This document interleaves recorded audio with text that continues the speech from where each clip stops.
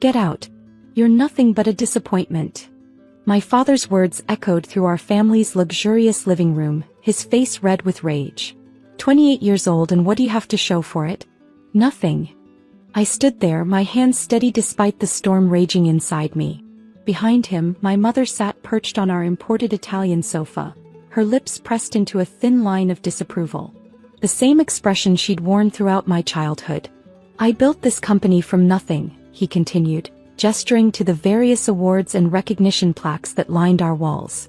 "And you refuse to follow the path I set for you. Instead, you waste time with your innovative ideas and sustainable business models." The way he spat those words made them sound like insults. To him they were. "Dad, if you just look at my proposal," I started, but he cut me off with a dismissive wave. "Enough, Olivia. Your brother managed to secure 3 major contracts this month alone.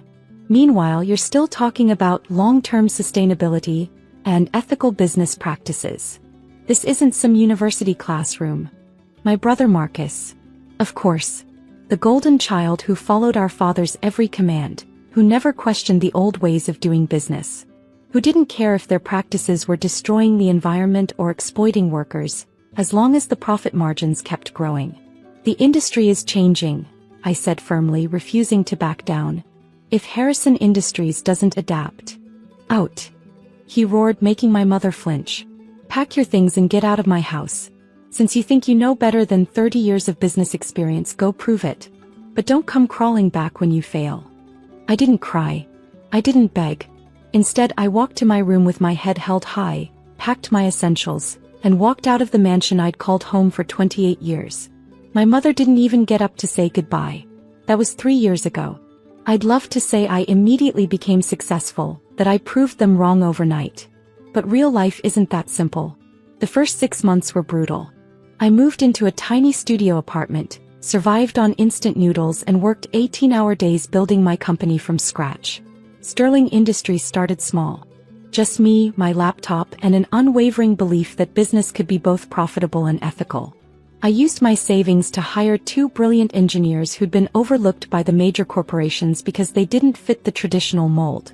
Together, we developed revolutionary green technology that could cut industrial energy consumption by 60%. The breakthrough came when a mid-sized manufacturing company took a chance on us. Our systems saved them millions in energy costs while significantly reducing their carbon footprint. Word spread quickly in the industry. By the end of our first year, Sterling Industries had grown from 3 people in a cramped office to 30 employees occupying half a floor in a downtown building. By year 2, we had offices in 3 cities and a client list that included some of the biggest names in manufacturing. I made sure to keep my name out of the press. Sterling Industries was known for its innovative CEO, Ms. Evans, but few people knew that Olivia Evans was actually Olivia Harrison, the daughter my parents had thrown away. I followed my family's business news from afar. Harrison Industries was struggling to adapt to new environmental regulations. Their old contracts were drying up as more companies committed to sustainable practices. My father's outdated methods were finally catching up with him. Then came the Maxwell contract. Maxwell Corp was the biggest name in sustainable technology manufacturing.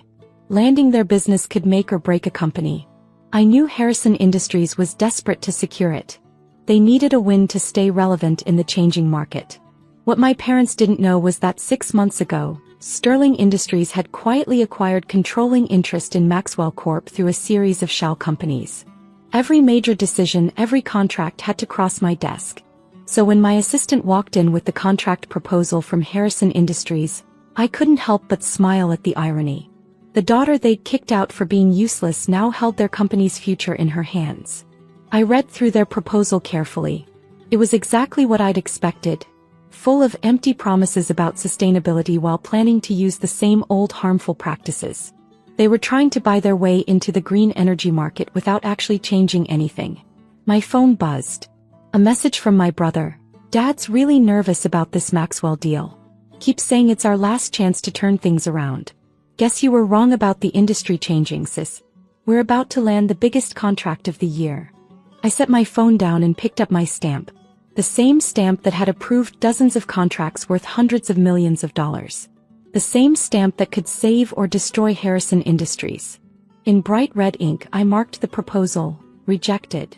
But this wasn't just about revenge. I had a bigger plan in mind. One that would force my family to face everything they tried to ignore. Tomorrow morning I would walk into Harrison Industries not as their rejected daughter, but as the CEO of Sterling Industries, the company they were about to learn they desperately needed. Sometimes karma works in deliciously ironic ways. The Harrison Industries lobby hadn't changed in 3 years. The same marble floors, the same pretentious artwork, the same receptionists with plastic smiles. But this time as I walked through the revolving doors in my tailored suit, I wasn't the disappointing daughter. I was Olivia Evans, CEO of Sterling Industries. I have a 9 a.m. with the board, I told the receptionist, enjoying how she straightened up at my presence. Everyone in the industry knew about Sterling's success, even if they didn't know who really ran it. Of course, Ms. Evans. Mr. Harrison and the board are expecting you. The elevator ride to the top floor brought back memories. How many times had I stood in this same elevator, clutching proposals my father would never read? How many times had I tried to warn them about the changing industry, only to be dismissed? My assistant Sarah stood beside me, tablet in hand. Their quarterly reports arrived this morning, she whispered. They're in worse shape than we thought. The Maxwell rejection hit them hard. I nodded. And the other matter? Done. Our legal team has confirmed we can proceed with the acquisition offer. The boardroom doors opened and I walked into a room full of familiar faces. My father sat at the head of the table looking older than I remembered. The constant stress of watching his empire crumble had taken its toll. My brother Marcus sat to his right, attempting to project confidence but failing to hide his worry.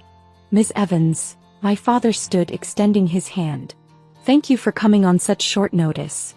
I shook his hand firmly, noting how he didn't recognize me. 3 years, a different last name, and success had changed me more than I realized. Let's skip the pleasantries, I said, taking a seat. We all know why I'm here. Harrison Industries is failing. Your quarterly reports show a 60% drop in profits. Your major clients are jumping ship to companies with better environmental practices. And now, after the Maxwell rejection, your stock has hit an all-time low. Marcus leaned forward. We've had a rough quarter, but 3 years, I cut him off. For 3 years your company has refused to adapt. You've ignored changing market demands, dismissed environmental concerns, and clung to outdated practices. Now you're paying the price. My father's face reddened. We've been in business for 30 years. Who are you two? I'm the CEO of the company that's offering to save yours, I interrupted, sliding folders to each board member. Sterling Industries is prepared to acquire Harrison Industries. We'll modernize your operations, retain most of your workforce, and implement sustainable practices that will make you profitable again. The board members eagerly opened their folders. My father sat frozen. This is a hostile takeover, Marcus sputtered, scanning the documents. No, I smiled. This is an opportunity. Your only opportunity, actually. Without this deal, Harrison Industries will be bankrupt within 6 months. My father finally found his voice. You can't. Actually, I can. I stood up, walking to the front of the room. You see, I've spent 3 years building what you said couldn't be done. A company that's both profitable and ethical. While you were chasing quick profits, I was developing technologies that are now industry standards. Something flickered in my father's eyes. Recognition maybe, or just fear. Sterling Industries isn't just offering to buy you out, I continued. We're offering to save everything you built. The jobs of hundreds of employees. The legacy you're so proud of. All you have to do is sign. A board member spoke up. Mr. Harrison, we should consider this.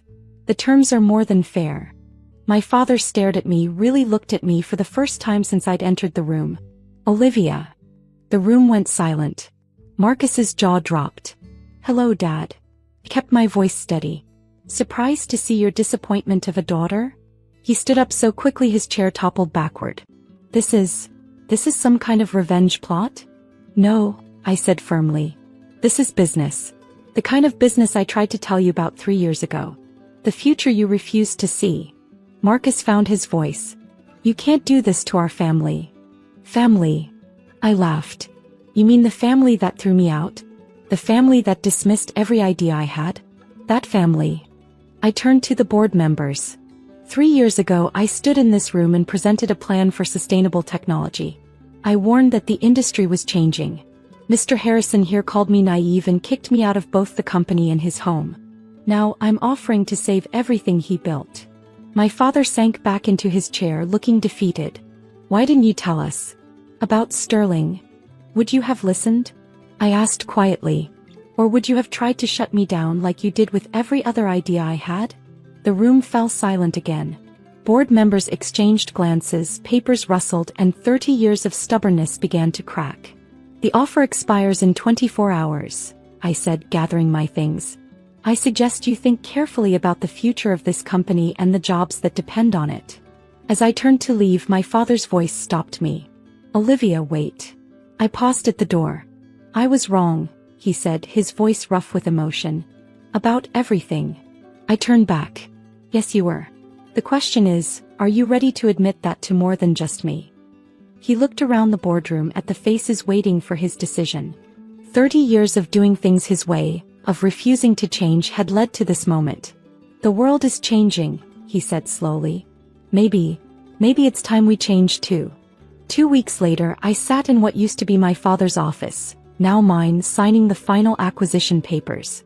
Harrison Industries would become a subsidiary of Sterling, with a new focus on sustainable technology. Most employees kept their jobs, though several board members, including Marcus, chose to leave. My father, surprisingly, asked to stay on as a consultant. I have a lot to learn, he admitted during our first meeting. About business, about change, about family. It wasn't forgiveness, not yet. That would take time. But it was a start. The nameplate on the desk still read Harrison Industries, but with a Sterling company beneath it. A reminder that sometimes success isn't about destroying the old, but about transforming it into something better. My mother called a week after the acquisition was announced. I always knew you were special, she claimed, trying to rewrite history. I let her talk, but I didn't let her change the past. Mom, I said finally, if you want to be part of my life now, you need to accept that I'm not the daughter you wanted. I'm the daughter who proved you wrong. The view from the office window showed a city changing, growing, becoming better. Just like the company I now ran. Just like the relationships I might rebuild on my terms. 3 years ago they kicked me out for being useless. Now their company's survival depended on what I'd built. But the real victory wasn't in proving them wrong. It was in proving myself right. Sometimes the best revenge isn't about destroying what hurt you. It's about building something so magnificent that they're forced to recognize their own mistakes. And sometimes, if you're lucky, those mistakes can become stepping stones to something better. As I sat in my new office, I thought about the long journey from that painful night to this moment. Success hadn't come overnight. It had come through countless sleepless nights, through determination, through believing in myself when no one else would. The intercom buzzed. Ms. Evans, your father's here for the sustainability meeting. I smiled, picking up the folder of new proposals I'd prepared. Send him in. The door opened and my father entered, looking more humble than I'd ever seen him. Ready to learn about the future? I asked. He nodded, taking a seat. Ready to learn from my daughter. And that, more than any contractor acquisition, felt like true success.